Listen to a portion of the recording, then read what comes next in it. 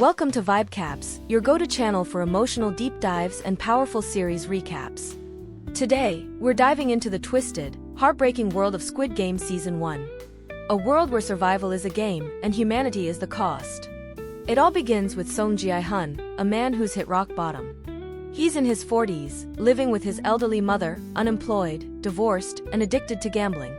He steals from her, fails to provide for his daughter, and ends up being hunted by loan sharks. His life is falling apart.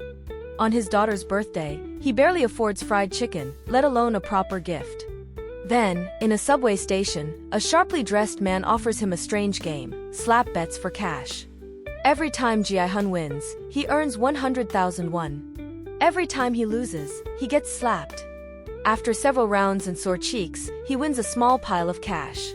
More importantly, the man gives him a card with a phone number. A chance to change everything. Curious and desperate, Gi-hun calls. Soon after, a van picks him up, he's gassed unconscious, and wakes up in a strange place. There, he finds 455 others in matching green tracksuits. All are desperate like him. All drowning in debt. They are now numbers, not names. He becomes player 456. Then the first game begins. Red light, green light. A child's game. But when players move during red light, they're gunned down by a giant robotic doll. Panic erupts. More than half the players are killed. Blood splatters across the field. The survivors stand in horror. This is no game. It's a massacre. Traumatized, the players vote to end it. The majority agrees. They're released, dropped back into the world. But reality is cruel. Debts don't go away. Families are broken. Hope is still out of reach. One by one, most of them return, not because they want to play, but because life outside is even more brutal. Back inside, Gi-hun reconnects with Cho Sang-woo, his childhood friend and a disgraced investment banker. They form an unlikely team with Kang Sae-bayak, a North Korean defector trying to reunite her family, Abdul Ali, a Pakistani migrant worker who's been exploited and underpaid, and Il-nam, an old man with a brain tumor but the heart of a child.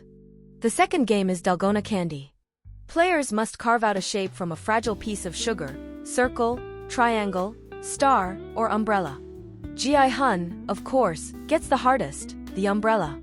With time ticking and players being shot around him, he starts licking the candy to melt it. A moment of genius. He survives.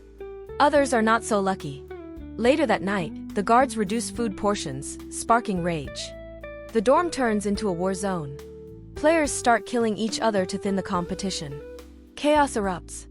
It's no longer just the games, violence is everywhere, even in the dark. The third game, tug of war. Teams of 10. Pull or fall to your death. Gi-hun's team seems weak on paper, an old man, a woman, and no muscle. But Il-nam remembers a trick from childhood. Rhythm, timing, trust. They win, barely. And for the first time, hope flickers. But it doesn't last long. Next, marbles.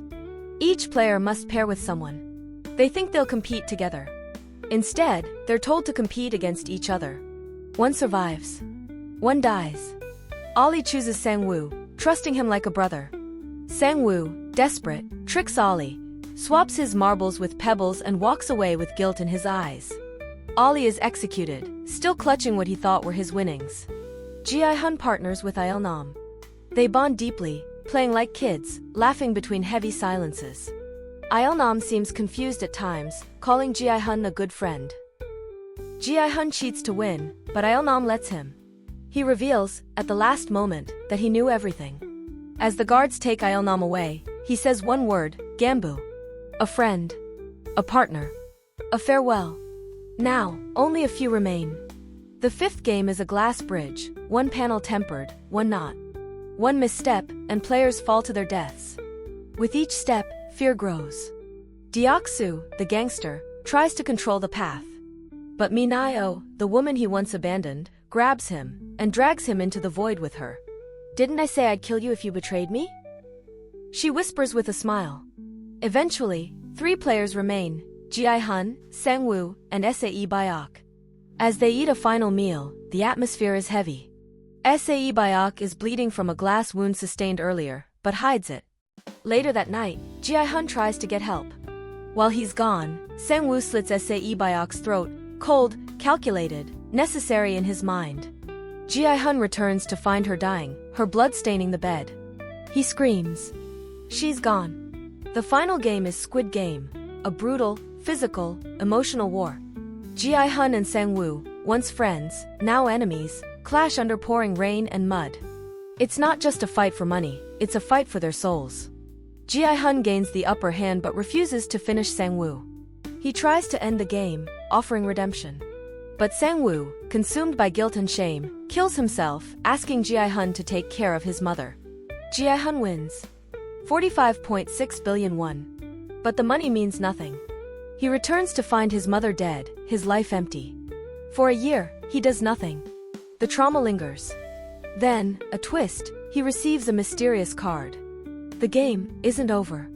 He visits the address on the card and finds Il-nam, alive. The old man was the creator of the game. A wealthy man who, along with others, created the competition to feel something again. He's dying and wanted to play one last game to see if humanity still exists. In Gi-hun, he found something: empathy, kindness, choice. Il-nam dies, and Gi-hun finally begins to move. He dyes his hair bright red, perhaps a symbol of rebirth or anger. He uses the money to help Sae Byok's brother, Ali's family. But when he sees another person being recruited for the game, he stops them. Calls the number. Demands answers. He's told, get on the plane. Let it go. But Gi-hun walks away from the gate. He's no longer a pawn. He's not afraid. He's coming back, not to play, but to end the game forever. Thank you for watching VibeCaps. If this story moved you, hit like, subscribe, and share your thoughts. What would you do for a second chance?